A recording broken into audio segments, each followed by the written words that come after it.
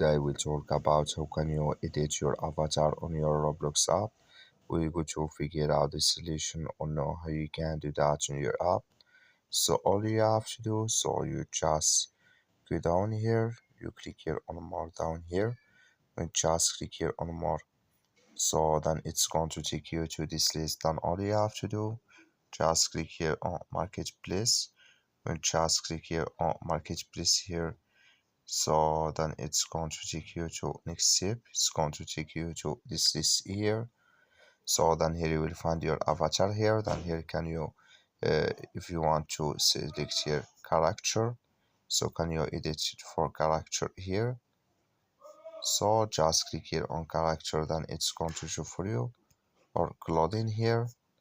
And here can you add it here free character, can you get it, or here clothing here.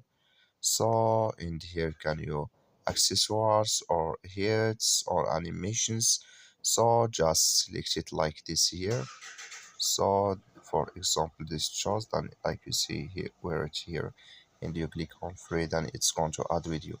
So then here can you edit your avatar. That's all. Thank you for watching. Don't forget to support us by like and subscribe.